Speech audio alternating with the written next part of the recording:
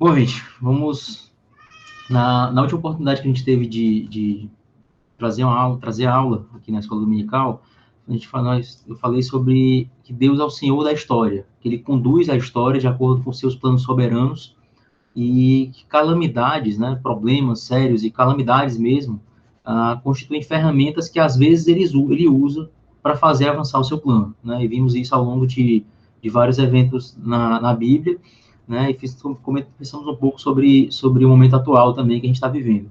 E naquela ocasião, a gente comentou que a calamidade pode nos tornar mais sábios na avaliação de prioridades de vida e do que, de fato, constitui essa atual etapa da nossa existência, que a Bíblia deixa exageradamente claro que se trata de um período de preparação para a eternidade, e nesse período a gente deve viver em devoção ao Senhor, sendo abundantes em boas obras para a glória dele e em amor a ele e ao próximo, né? Isso aí foi citado mesmo na aula passada, né? E hoje eu queria falar sobre mais dois elementos desse grande plano de Deus, que a gente já comentou no outro encontro. É sobre a vida eterna e a ressurreição, certo? É a etapa futura desse plano dele, a etapa que a gente não experimentou ainda na sua consumação, experimentamos, na verdade, pouco dessa etapa, desse grande plano de Deus, mas que é a consumação dele, né? Vai chegar lá. E eu queria pensar um pouco hoje sobre isso. A vida eterna ela é muito, muito, muito enfatizada na Bíblia, especialmente no Novo Testamento, mas há referências também no Antigo. E se a gente pensar bem, ela não é tão enfatizada hoje no meio evangélico, em geral. Na nossa igreja a gente fala muito sobre ela, mas pensando um pouco fora da nossa igreja local, não é tão falado isso. A mensagem hoje de muitas igrejas e seitas neopentecostais e tudo, se dirige muito mais à coisa dessa vida.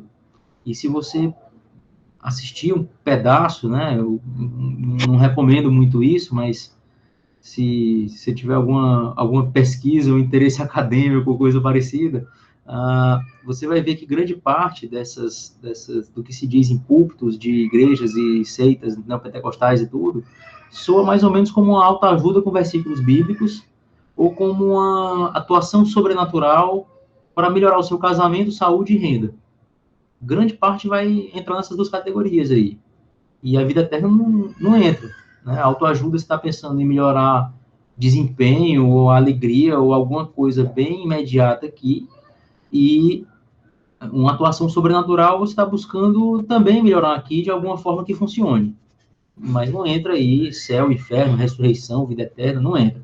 Né? Pouco se fala sobre destino eterno em grande parte dessas igrejas aí. Eu acredito que crentes da Antiguidade, da Idade Média, da Reforma, ficariam bem surpresos e bem chocados, eu acho, com essa falta no que se ensina, no que se fala, no que se prega e no que se vive, né? Cadê a eternidade? Cadê o céu? A Bíblia fala bastante, Jesus falou muito sobre isso, os apóstolos falaram muito sobre isso, mas a visão de mundo, eu acho, hoje, da Igreja de Cristo na Terra, a nossa geração, está muito exagerado, está exageradamente focado nessa vida e pouco na eternidade. Mas se a gente parar para pensar bem, a mensagem da Bíblia só tem sentido à luz da vida eterna. A Bíblia começa muito boa, Gênesis 1 e 2, e termina muito boa, Apocalipse 21 e 22. No meio desses dois capítulos, tem toda sorte aí de problemas, de maldade, de tudo que é confusão. Mas o começo é muito bom e o final é muito bom, é melhor ainda, né? Então, se a gente tirar essa noção de perspectiva, a gente vai entender errado a mensagem da Bíblia.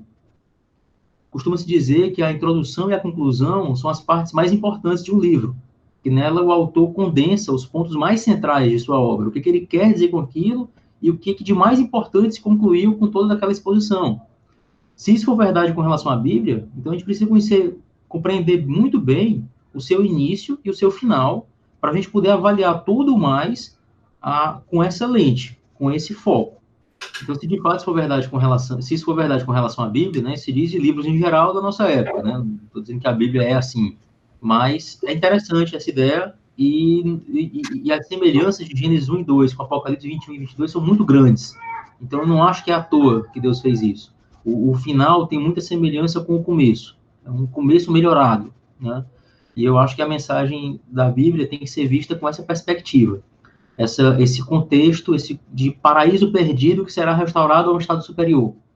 Eu acho que se a gente perder essa visão, esse conceito para ler a Bíblia, a gente vai se enganchar, vai cair num erro de olhar demais só para hoje, de olhar demais só para nosso conforto, coisa que o valha.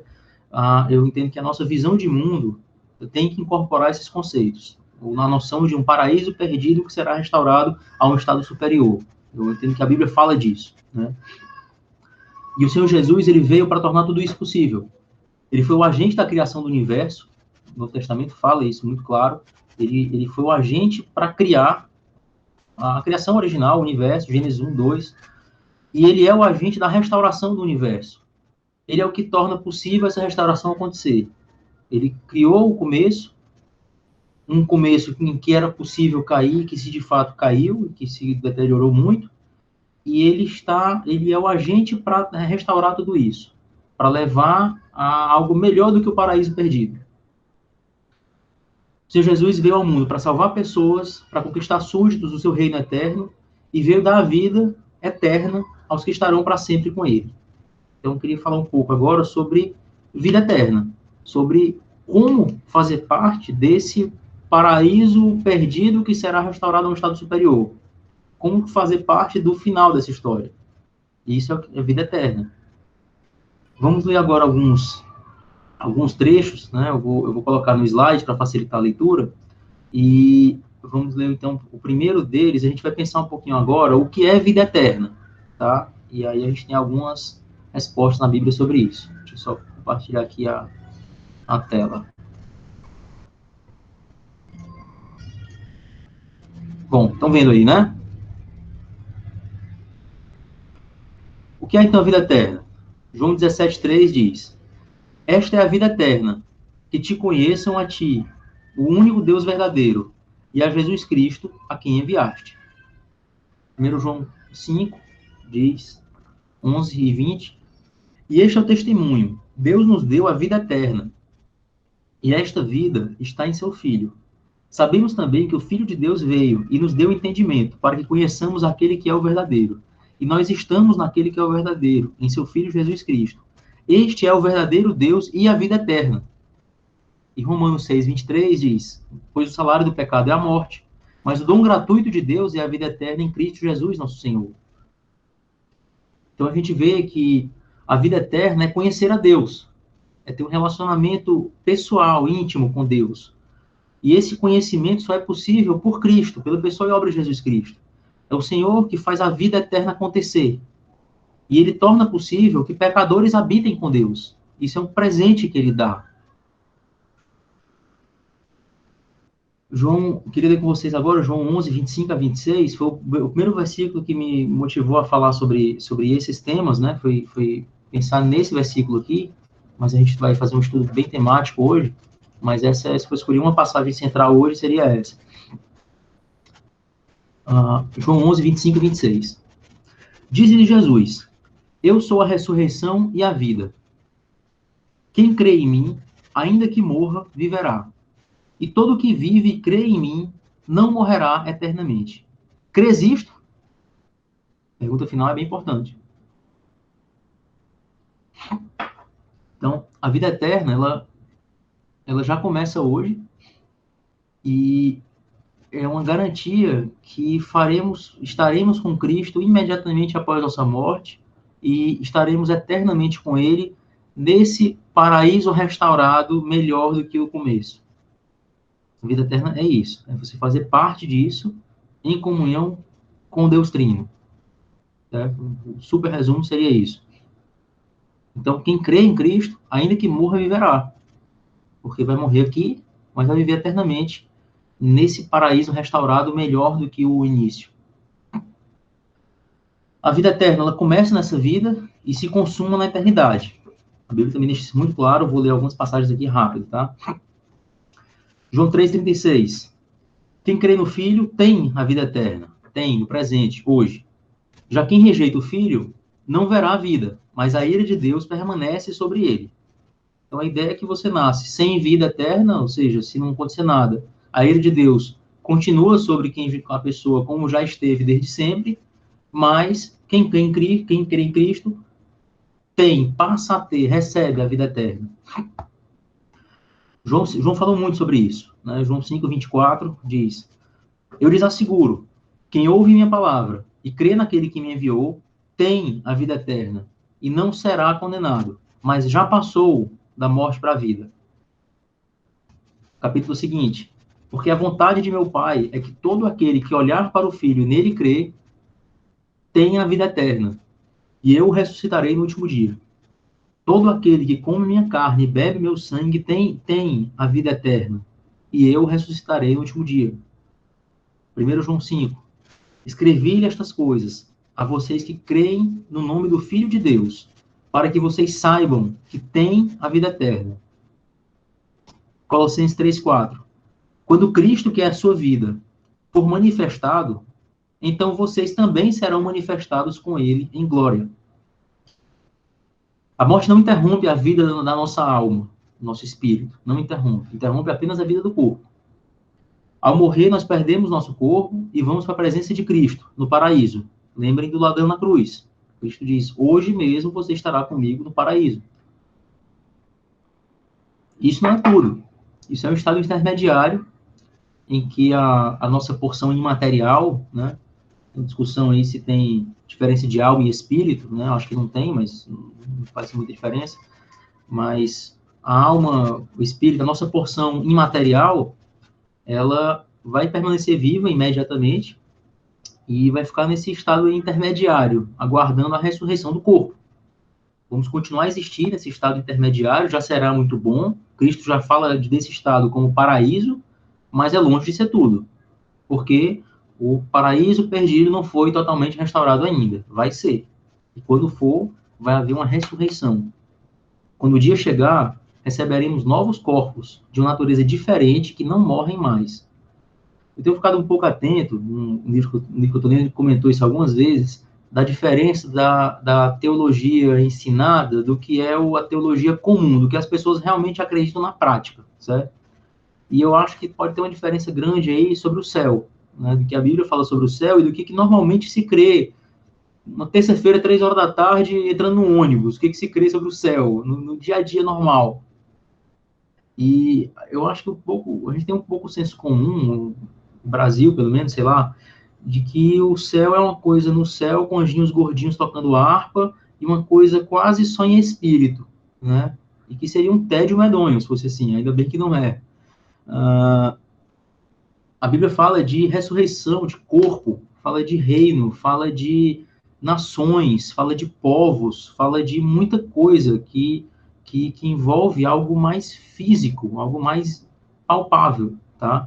Então não é que a gente vai ficar com só a alma ouvindo música o dia todo, não é. O que a Bíblia ensina não é isso. Quando o dia chegar, nós vamos receber novos corpos de uma natureza diferente, que não morrem mais, são plenamente adaptados a essa nova realidade que virá. A gente não tem certeza se esse novo corpo será exatamente como o de Cristo, no período em que ele permaneceu na Terra, entre a ressurreição e a subida ao céu.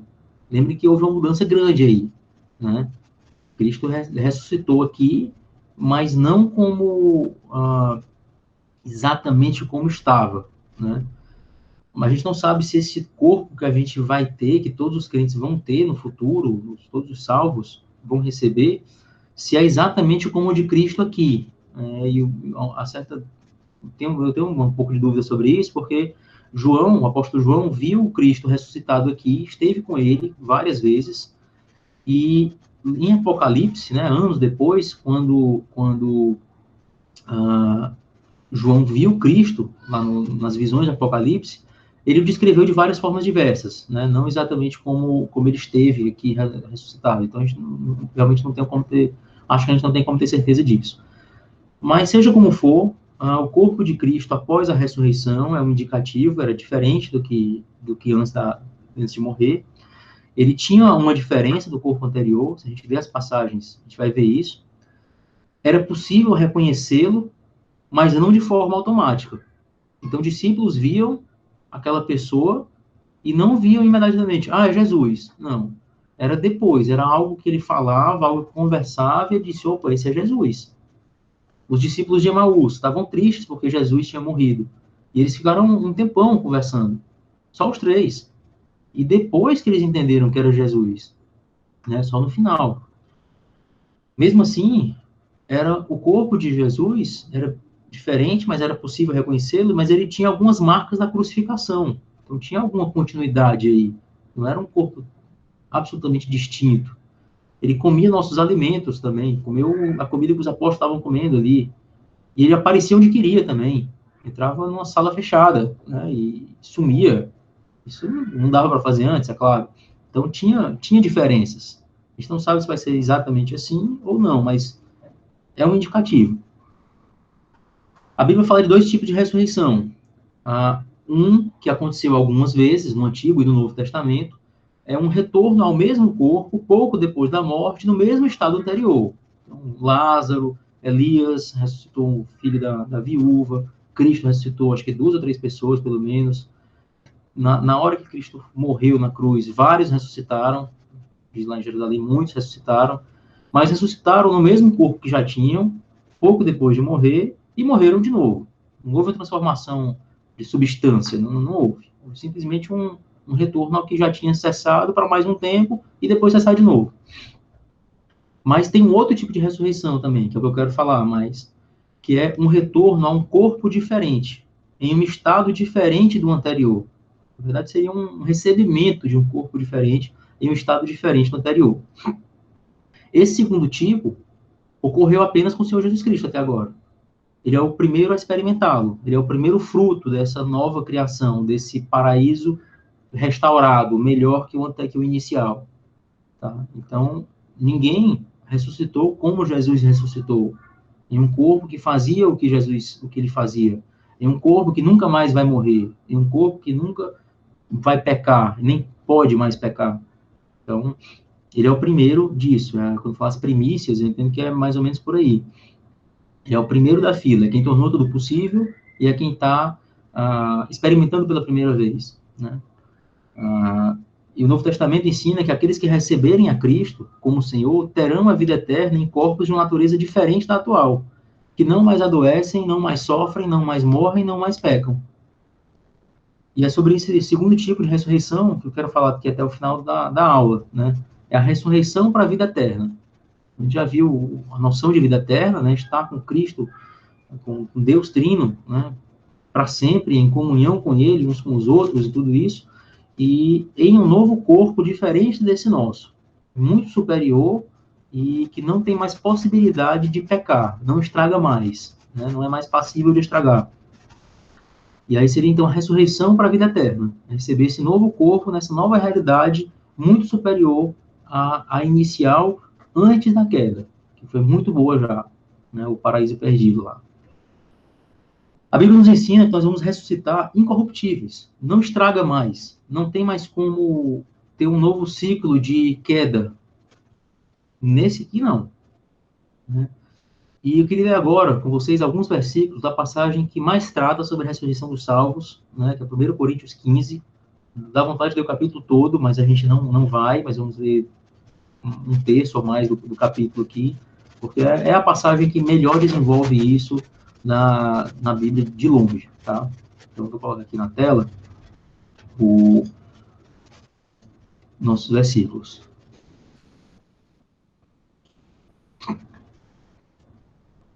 Bom, vamos lá.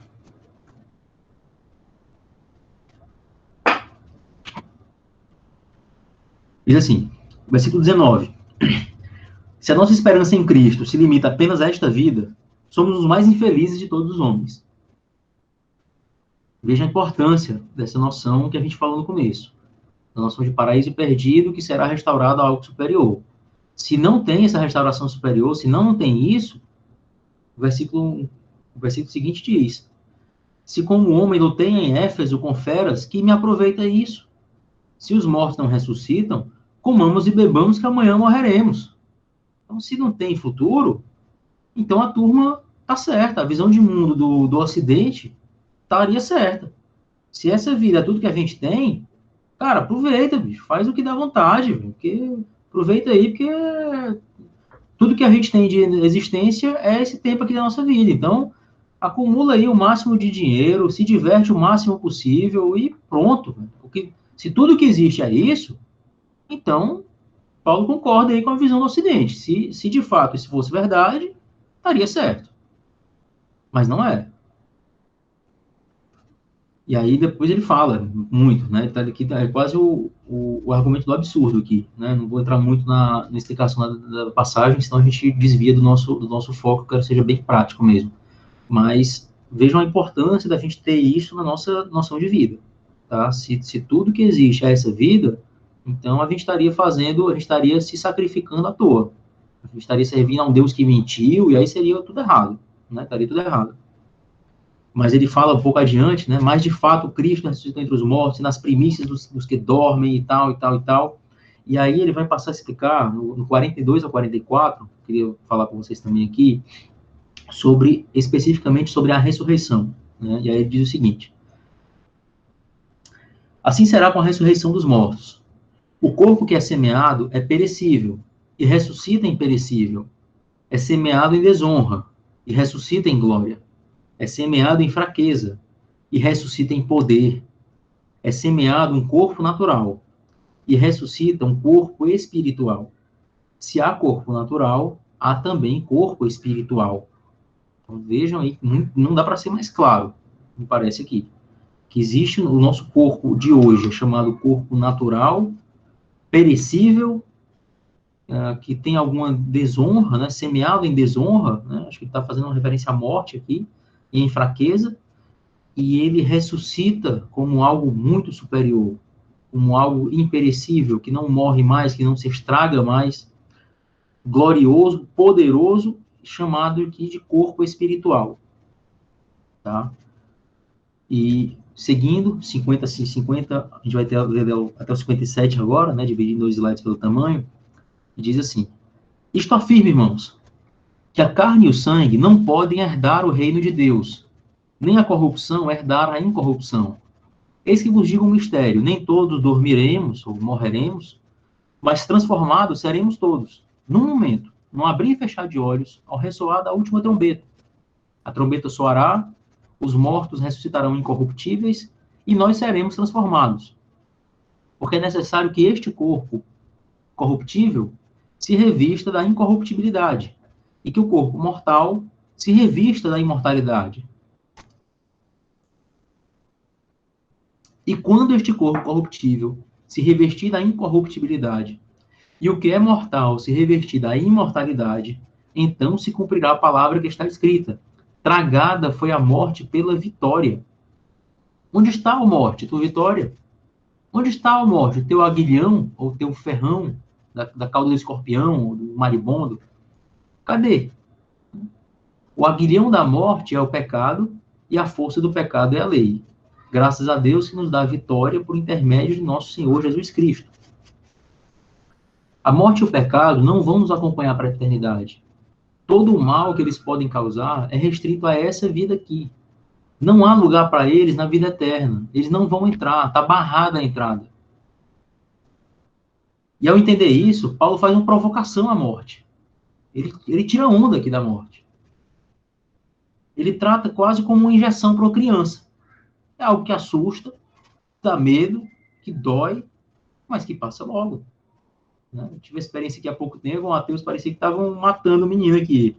Mas dura um segundo. Depois que passa a injeção, acabou. É ruim, dá medo, dói de verdade. Ninguém gosta. O cara, que delícia uma injeção. Não, claro que não, ninguém gosta. Mas passa logo. Então, tudo que ela pode fazer é curto. E o resultado final será muito superior. Né? Então, Paulo provoca mesmo aqui. Peraí, mostra. Tudo que tu vai fazer é só isso? É me levar para a vida eterna? É ruim, é horrível, mas vai durar o quê? Algumas horas, alguns dias, alguns poucos meses? Isso comparado com a eternidade não é tão longo assim, né, morte? E lá tu não vai entrar, não? Não, vou não. Mas nem perto, não vamos nem te ver, nem passando assim de longe? Não. Ok. É só isso, morte. Teu ferrão é só isso. É o que o Paulo está dizendo aqui. Então vejam tanto que é revolucionário isso na nossa visão de mundo, na nossa forma de ver a realidade em que a gente vive. E o resultado final será sempre muito superior. É interessante notar que no relato de Gênesis 3, né, no relato da queda, é muito conhecido lá o proto-evangelho, né, quando após pecarem, né, Deus diz que o descendente da mulher, né, ferirá a cabeça de Satanás, e Satanás ferirá o calcanhar dele. Qual foi o principal dano que a atuação de Satanás causou ao Senhor Jesus Cristo? Pensem aí um pouquinho. Cristo, ele foi o agente da criação, e essa criação se estragou pela atuação de Satanás, pela maldade humana, e Cristo precisou, então, vir, morrer e ressuscitar para restaurar tudo isso. Então, eu acho que o principal dano que a atuação de Satanás causou ao Senhor Jesus Cristo foi a necessidade dele morrer para possibilitar a salvação humana. Então, se tiver certo esse raciocínio, né, a morte física que Cristo sofreu, a partir desse relato, é comparada a um ferimento no calcanhar. É algo ruim, mas que não é essa gravidade toda assim também não, né? Comparado com o benefício do que vai acontecer. Comparado com o impacto que Cristo fará com Satanás, a morte física é como uma ferida no calcanhar. Não é algo tão grave assim. É sério, mas incomparavelmente menor do que o contrário, né? O Senhor Jesus Cristo morreu fisicamente, esteve no mesmo dia no paraíso, como diz a ladrão na cruz. Hoje estarás comigo no paraíso, hoje, né? Ele ressuscitou num corpo diferente, plenamente adaptado ao céu, subiu ao céu nesse corpo, e é o primeiro ser humano a receber essa espécie de corpo eterno, e que voltou à presença do Pai. É o primeiro aí da nova criação. Quem crê em Cristo morrerá fisicamente, irá no mesmo dia ao paraíso, onde aguardará com Cristo a ressurreição do corpo. Só Cristo terá esse corpo diferente no céu.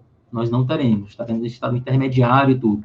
Mas, no dia dele voltar, vamos receber corpos celestiais, como diz na passagem de 1 Coríntios 15, que não mais adoecem, não mais sofrem, não mais se entristecem, não mais morrem, não mais pecam. Pensando assim, pensando desse plano maior aqui, a morte física é mesmo como o ferimento do calcanhar. É desagradável, faz sofrer, ninguém quer, mas não é algo que destruirá eternamente nosso ser. Ela destrói nosso corpo temporário, esse que a gente tem hoje, mas nada pode fazer, não trisca, na nossa porção imaterial, alma e espírito, e com o nosso corpo celestial. Ela também não trisca nele, que será definitivo. Quando o Senhor Jesus voltar à Terra, todos os salvos virão com ele, viremos com ele. Os milhões que tiverem morrido até lá, ressuscitarão com corpos celestiais, receberão corpos dessa natureza. Os que estiverem vivos na Terra não vão precisar morrer, vão ser transformados e receberão direto esses corpos celestiais. Mas sempre que se fala, diz, os mortos vão ressuscitar primeiro. Então, eles têm a preferência. Quem foi antes, ressuscita antes. E aí, depois, os vivos, quem estiver vivo na Terra nesse momento, quando chegar o dia, quando zerar o cronômetro de Deus, vai ser subitamente tirado, né, e transformado. É o arrebatamento da igreja. A ideia disso aqui é que nosso corpo atual não é apropriado para viver no ambiente celestial. Esse corpo precisa ser substituído por um melhor, compatível com o ambiente em que a eternidade acontecerá. Eu vou colocar aqui duas citações. A primeira é de um autor chamado David Pryor. Eu não conhecia, mas ele escreveu uma série de comentários com John Stott, né? O Stott era o editor e ele escreveu alguns desses livros. E o de 1 Coríntios ficou com ele. E aí ele escreveu o seguinte: o Deus Criador está acostumado a produzir muitos tipos de corpos. Ele assim garante que cada criatura seja especialmente adaptada ao seu próprio meio ambiente. Uma estrela não funciona na água, nem uma baleia no céu. Cada um é perfeitamente moldado para o seu próprio lugar. Da mesma forma, nossos corpos físicos, ideais para essa existência eterna, terrena, apesar de sua mortalidade, serão inúteis na perfeição do reino de Deus.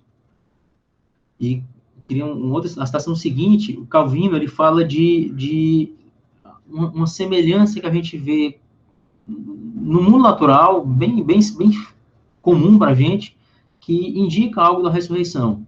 Vamos deixar o mestre aqui falar. Ele diz o seguinte: longe da ressurreição ser contrária à natureza, podemos ver um claro exemplo dela todos os dias de nosso viver, no processo de nossa própria natureza, na forma como os frutos se desenvolvem. Pois onde os frutos que colhemos da terra têm sua origem, se não na decomposição?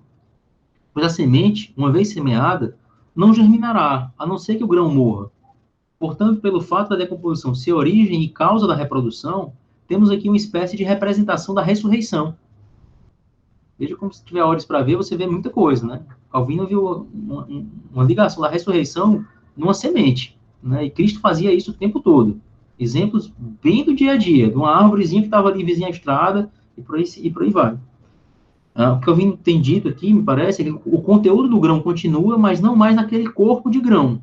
Ele se torna algo superior. Aquele grãozinho se torna uma árvore, se torna um pé de milho, se torna o que seja, né? E tem uma continuidade aí da vida do grão, muito superior, e não mais no corpo de grão. Então, o corpo celestial que vamos receber, ele será plenamente adaptado para viver na presença do Deus Trino, em um ambiente sem pecado e sem possibilidade de pecar. Esse nosso corpo, ele é feito para um universo em que ele foi criado originalmente sem pecado, mas que tinha a possibilidade de pecar. Tinha liberdade de pecar ou não pecar. Né? Em Adão e Eva tiveram isso. Né? Depois estragou. Mas não tinha pecado, mas tinha a possibilidade de ir. Me parece que esse novo corpo aqui não tem mais nem essa possibilidade. São de pessoas já que reconheceram a própria pecaminosidade, pediram perdão a Deus, foram salvas, foram restauradas. E a partir daí, então, são pessoas que quiseram ir a Deus. Foram chamadas por Deus, mas quiseram, né? Ninguém fez a força. Então, são pessoas que quiseram, que tinham a possibilidade de pecar, tinha a possibilidade de não querer nada com Deus, mas foram. Do jeito que for, tem um debate imenso sobre isso, mas o fato é que pediram a Deus e foram atendidas. E aí me parece, então, que na ressurreição não vai ter mais nem essa possibilidade de voltar atrás. Então, Deus vai cravar aí, e são corpos que não são mais passíveis de pecado, né? Então, Deus nos concedeu os corpos que a gente tem hoje, né, por sua graça. A gente não fez absolutamente coisa nenhuma para receber esses corpos, e a graça de Deus vai dar também esse novo tipo de corpo para a gente, né? Os celestiais, corpos celestiais, como é a expressão usada lá em 1 Coríntios 15. Bom, irmãos, e o que a gente vai fazer então diante de tudo isso, né? O que eu faço com isso? Além de saber isso, de ver a vida com essas lentes, né? O que eu acho que a gente deve fazer com tudo isso é de forma bem simples de dizer e difícil de viver, pautar nossa vida por elas. O que a gente deve fazer diante dessas realidades, me parece que pautar a nossa vida por elas. Crer de fato nisso, sem conversa fiada. No versículo seguinte ao que a gente lê, o primeiro que a gente leu, 1 Coríntios, eu parei no 57, né? E o versículo 58 é o que conclui essa passagem. E vejam como é interessante a forma que ele conclui. Paulo diz que diante de tudo isso, nós devemos viver intensamente a vida cristã. Olha aqui como é interessante. Portanto, meus amados irmãos, mantenham-se firmes e que nada os abale. Sejam sempre dedicados à obra do Senhor, pois vocês sabem que no Senhor o trabalho de vocês não será inútil, não será vão. Então é muito interessante a gente ver isso. A Bíblia nos leva às mais elevadas alturas com os pés no chão. Né? Todas essas maravilhosas revelações que a gente viu aqui, de coisas que a gente não ia nem imaginar se não tivesse revelado, né? Um corpo celestial, o que é isso? Deus tem que dizer, a gente não ia sair da cabeça de alguém do jeito que saiu isso aqui. Mas, então ele leva a alturas muito elevadas, mas com o pé no chão. Tudo isso que foi dito precisa produzir efeito prático na sua vida hoje, dentro da sua casa, na sua quarentena ou falta dela, né? Então, essa crença firme na ressurreição, ela tem que mudar a gente hoje e naturalmente vai levar a isso. Se a gente acreditar nisso de verdade, vai mudar a forma como você vê o mesmo dia. E tornou os apóstolos extremamente ativos, utilizando ao máximo o tempo que lhes foi concedido aqui para divulgar a mensagem do Evangelho, viver como cidadãos exemplares do reino de Deus. A gente deve imitá-los em tudo isso. Né? Amar o próximo como a si mesmo provavelmente não fará nenhum de nós alguém poderoso e temido aqui na Terra. Não vai. Aqui, o sistema aqui é montado para as pessoas mais cruéis, mais impiedosas, prevalecem. Fica mais fácil de subir. Né? Amar o próximo como a si mesmo provavelmente não vai tornar nenhum de nós muito poderoso e muito temido aqui. Amar Deus sobre todas as coisas vai nos levar a desagradar pessoas e a não fazer acordos espúrios aí, indevidos, que seriam até bem úteis, meio desonestos, mas funcionavam. E a gente vai dizer não. E vai perder com isso, perder poder, perder... Se tudo que existisse fosse isso aqui, se não existir vida eterna, a gente estaria perdendo muita coisa ao amar Deus e amar o próximo. Valorizar o reino, valorizar essa realidade futura, vai diminuir a nossa ânsia por glória terrena. E isso vai nos trazer desvantagem na disputa por dinheiro e poder aqui na Terra. Com quem só valoriza isso. Claro, se a pessoa quer muito isso, se você quer pouco, e os dias têm as mesmas 24 horas, a pessoa provavelmente vai conseguir mais que você, do que eu. Né? Mas se a gente pensar bem, e crendo que a Bíblia diz de verdade, sem conversa fiada, isso é o equivalente a trocar lixo por ouro. A gente vai estar trocando um monte de bugigangas por algo que realmente tem valor, por algo que realmente vai ser um tesouro nosso para sempre.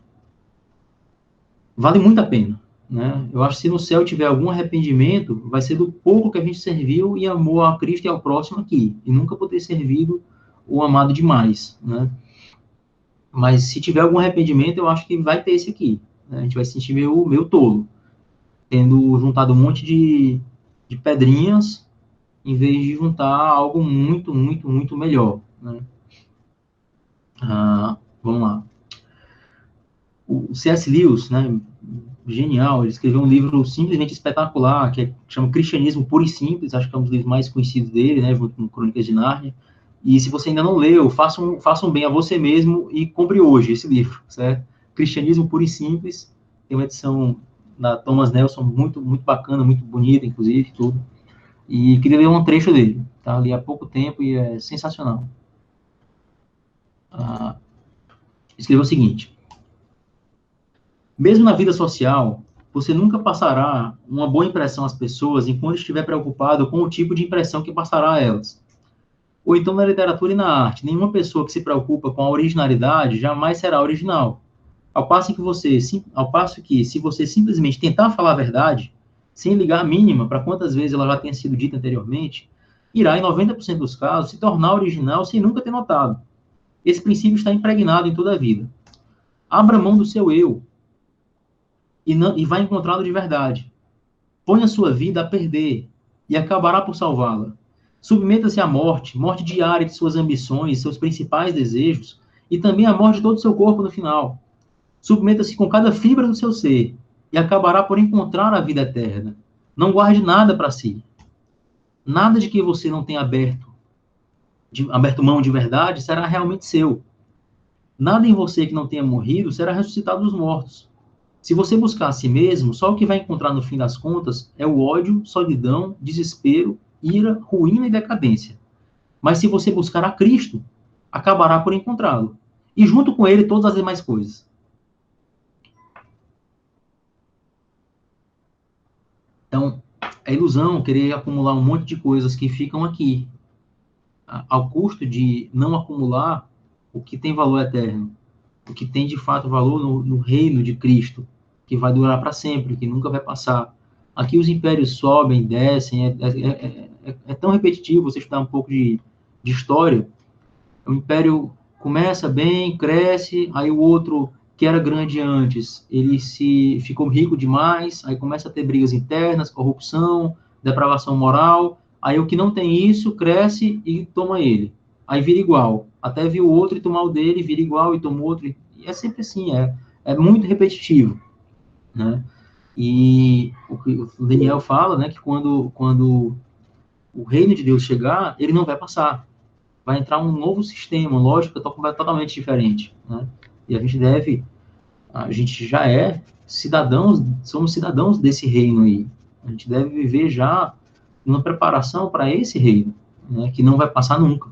Então, em vez de juntar coisas de um sistema, de um reino que está de aviso prévio, que vai passar, a gente deve já juntar e nos tornar os melhores cidadãos possível do que não vai passar, do que vai ficar para sempre, né? Então, fechando aqui já, queria falar sobre, então, seguir aqui sobre pensar um pouquinho mais sobre esse efeito da vida eterna e ressurreição na nossa visão de mundo. E isso, se a gente de fato incorporar essa noção de paraíso perdido que será restaurado para algo muito superior e tudo que a gente tem falado, a gente vai ser algo revolucionário na nossa forma de ver a vida. A gente vai ver que a presente era não é todo o tempo que temos de existência, mas apenas o tempo de preparação para a vida eterna. É o prelúdio. Esse corpo não é o único corpo que teremos.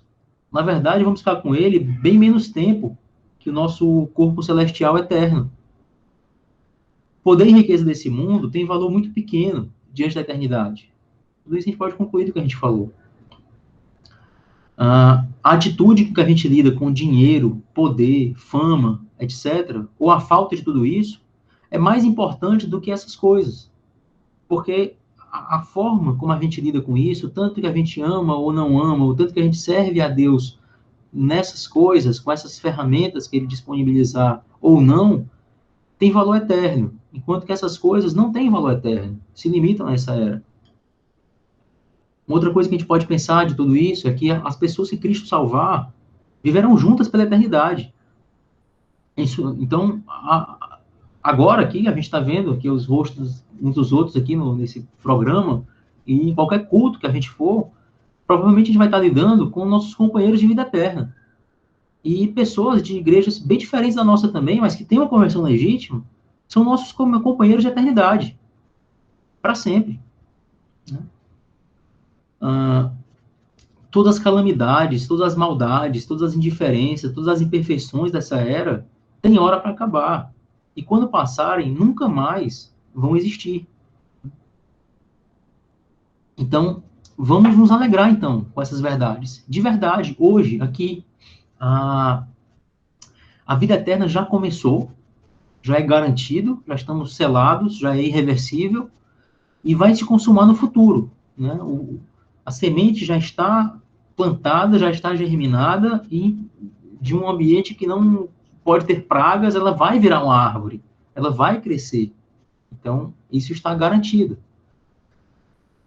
E vai se consumar no futuro, com alegria indizível. Então, que até lá, a gente seja filhos de Deus, fiéis, sejamos cidadãos que se portam de acordo com o reino a que já fazemos parte, e que vamos habitar nele para sempre. E que convidam outros para fazer parte desse reino, que está aberto ainda, o convite está aberto, que fazem o bem aqui, e que se preparam para o encontro com o Senhor, com o tempo que nos for concedido nessa etapa da nossa existência. Então, nossa visão de mundo, mais uma vez, estou falando, repetindo de propósito, precisa ter a noção de paraíso perdido que será restaurado a um estado superior. Já temos algo da vida eterna hoje, ela já começou com uma semente ainda, pequena, que coexiste com o corpo mortal e com prática de pecados, mas que está crescendo e que será absolutamente espetacular quando chegar o momento dela de fato crescer. Esse estado imperfeito será restaurado quando a vida eterna se consumar. Então, eu queria que a gente cresça de verdade nisso, que a gente creia de verdade nisso, e paute nossa vida por essas promessas. Tá?